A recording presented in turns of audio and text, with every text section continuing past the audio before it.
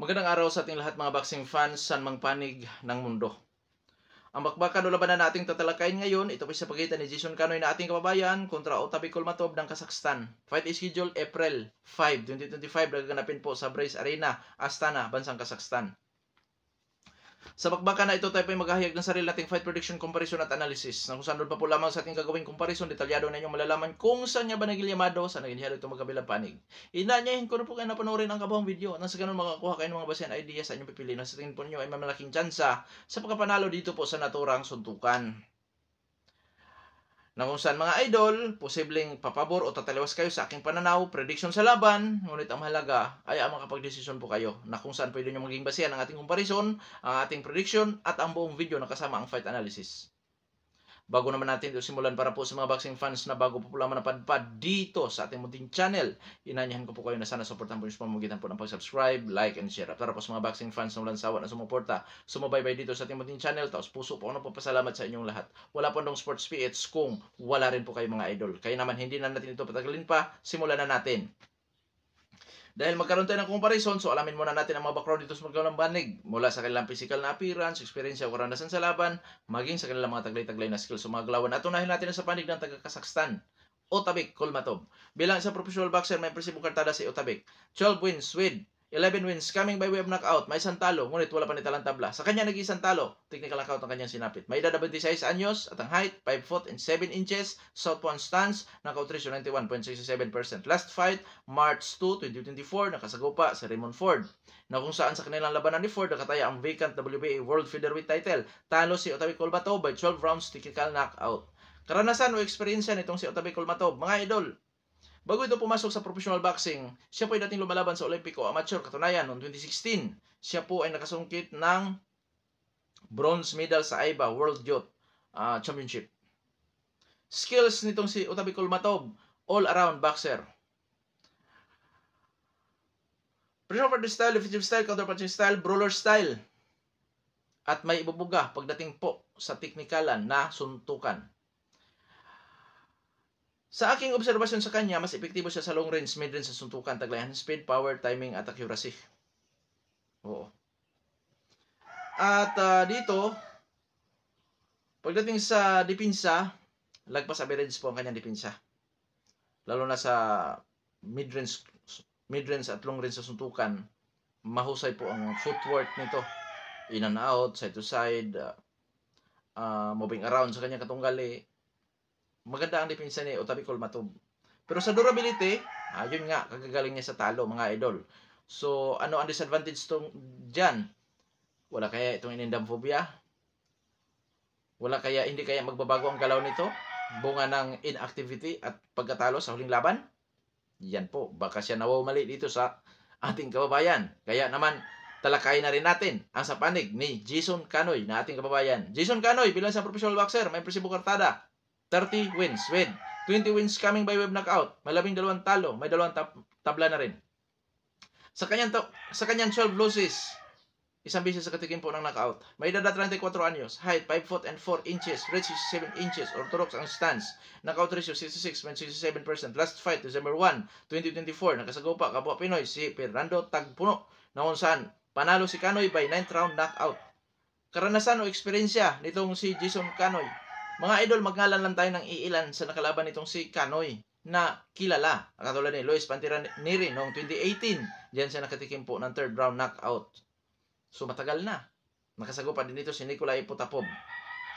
So sa skills ni Kabayan, mga idol, boxer puncher, pressure puncher style, defensive style, counter puncher style, brawler style. Taglay ni Kabayan ang sipag sa pagbato ng mga kombinasyon, taglay ang power, timing, hand speed at accuracy. Pagdating sa depensa, average lang po ang kanyang depensa. Ibig sabihin, may mga openings na delikadong ma-counter o sumasamantala. Sa kanyang durability, mga idol, may 12 losses na ito at isang beses lang nakatikim ng knockout. Nangyari po yan noon pang 2018. Anong year na tayo ngayon? 2025 na. So, matagal na panahon na nakarecover na si Kabayan. Although, may mga talo din naman siya. Pero hindi nasa knockout, kundi sa puntusan. So, matindi rin ang determinasyon nitong si Kabayan. Oo. So, ngayon, dadako na tayo sa ating gagawing comparison. Mga idol, doon sa Kazakhstan, giganapin ang laban. So, advantage ni Otabek Kulmatov. Home court advantage, crowd advantage.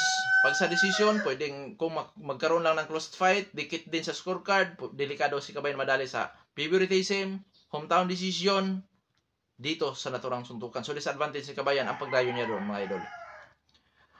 Ngayon, sa ranking naman tayo. Sa featherweight division, out of 1,800 ka mga boksingero lumalaban sa featherweight division, excuse me po, rank 75 si Jason Canoy. Si Otabay Kulmatov, wala po sa ranking dahil nga siya po ay inactive, which is 1 taon po na hindi siya lumalaban. Ngunit, pagdating po sa ranking ng boxing scene, rank 3 sa WBA, itong si Otabay Kulmatov. Samantalang si Jason Canoy, rank 1 to 15 dito sa 4 major title belt sa boxing scene, wala po ang kanyang pangalan. So, dadako naman tayo sa physical na appearance. 26 anyos si Kulmatov, 34 anyos si Kabayan. So, 34 years old si Canoy, 26 years old si Kulmatov. So, pareho pong nasa prime ang dalawa maglalaban dahil ang 34 years old, nasa prime pa rin po yan, mga idol. Si Kulmatov naman, yun ang kanyang peak prime talaga, 26 years old. So, ngayon dadako naman tayo sa height, reach, power, kung sino po ang may advantages. Mas matangkad po si Kulmatov ng 3 inches. Automatic din po sa reach. Lamang si Kulmatov sa power na kung saan umaabot sa 91.67% naka-out ratio ni Kulmatov. Samantalang si Kabayan may naka-out ratio na 66.67%. So, ibig sabihin, lamang sa height, lamang sa power, itong si Kulmatov. Pero may laban sa power si Kabayan dahil power puncher si Kabayan. Knockout artist kontra power puncher. Power puncher si Kabayan, knockout artist si Kulmatov, mga idol. So, may laban. Kasi power puncher din itong ating kababayan. So, ngayon dadako naman tayo sa activity. Sabi ko nga, inactive ang status ni Kulmatov, which is 1 taon po na hindi napapalaban. Last fight kasi nito, March 2, 2024. Last fight ni Kabayan, December 1, 2024. So, yun nga. Wala kayang inindang, yung tinatawag natin na ring rust.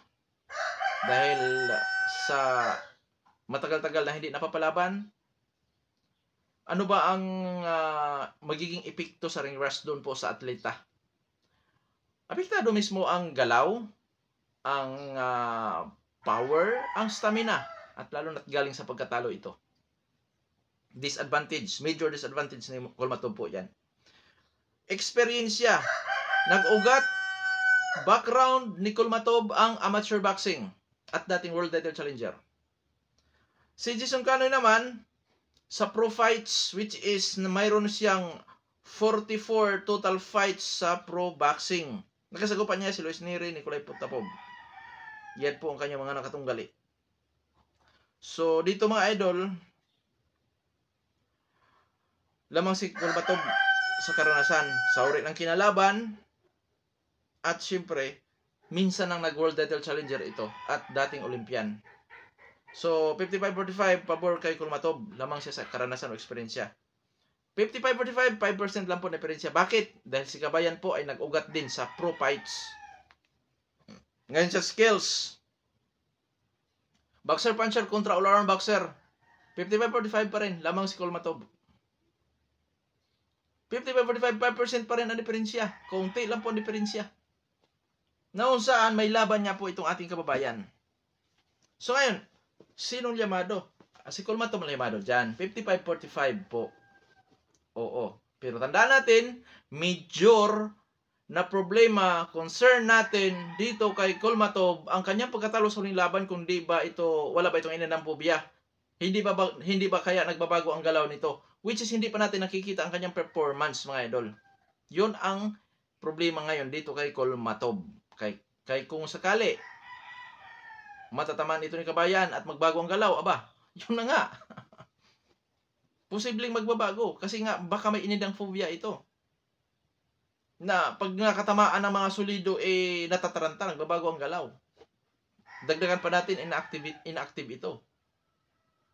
Ganoon pa man, sa sitwasyon, lamang pa rin si Kulmatov, 55-45.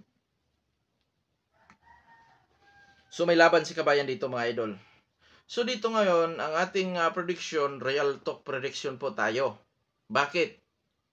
Kasi nga, siyempre, kababayan natin to. Hindi tayo pwedeng mang-lockdown ng kababayan.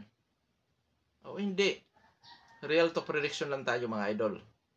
55-45 sa ating comparison. So may laban si kabayan dito. Nakadepende na po yan sa kanya kung paano niya i-execute ang kanyang galaw. Kung makadikit si kabayan dito mga idol, yun ang kanyang chansang manalo sa puntusan o sa knockoutan. Pero kung mapanatili naman ni Otabi Kulmatom ang distansya, doon delikado si kabayan sa knockoutan o sa puntusan. Dahil magaling na counter puncher din itong si Kulmatom at higit sa lahat, mataas po talaga ang kanyang knockout ratio na maabot sa 91%. So ngayon, dadako na tayo sa ating prediction.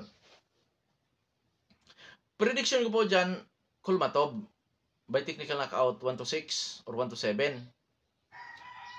Ngayon, kung hindi magawa ni Kulmatov na may knockout itong ating kababayan, Kulmatov pa rin sa pamamagitan ng puntusan, gamit ang kanyang height and reach advantage, gamit ang kanyang liksi, gamit ang kanyang power, posible niyang may domina ang laban. At advantage ulit sa kanya, ang dako na pagdadausan sa laban na kung saan, once na ang labanan, kahit pa sabihin natin nakalamang si kabayan sa ating paningin, sa ating obserbasyon, pero sa mga mata ng hurado, hindi nakakatiyak si kabayan.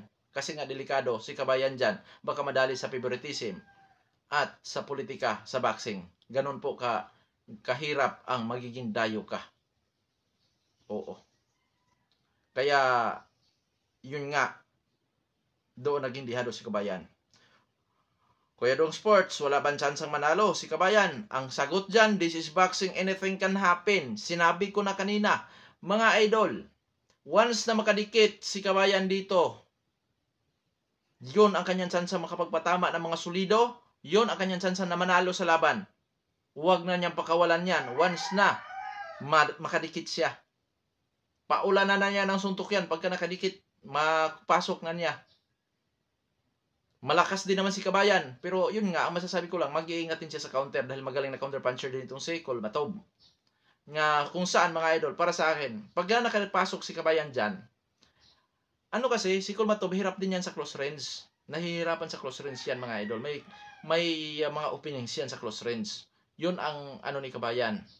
Na once na makadikit siya, pagka nakita niyang ininda ang kanyang suntok, ininda ni Kulmatov ang kanyang suntok, huwag na talaga niyang pakawalan. Pero mag-iingat pa rin siya sa counter, siyempre. Oo. So, huwag niyang pabayaan na dipinsa. Sa tingin ko, kung maging aggressor si kabayan dito, yun ang the best. So, gasto sa stamina po yan kung ikaw ang mag-agresibo sa laban. Dahil tatama o hindi, ganon talaga ang agresibo. Suntok dito, suntok doon. Sana nakapag-prepare si kabayan sa pangmatagalang laban or sa pangmadali ang laban. Na saan yung bang tipo mga idol na parang Pacquiao na di man kita may knockout dito ngayon, tatalunin naman kita sa puntusan. Which is may nakita kong laban nitong si Kanoy, which is Japanese fighter yata nakalaban nito, na napakaganda ng kanyang ipinakita, na kung saan marami ang kanyang ibinatong suntok. Yun sana dapat ang kanyang gagawin dito kay Kulmatov. Lilituhin niya si Kulmatov sa dami ng suntok. Kasi itong si Kulmatov ngayon, nasa critical situation yan. Kasi nga ito si Kulmatov, galing sa pagka-knockout, galing sa pagka-technical knockout. Noon saan mga idol, for the first time sa kanyang pro boxing career. So hindi natin alam kung wala ba ininabubya yan.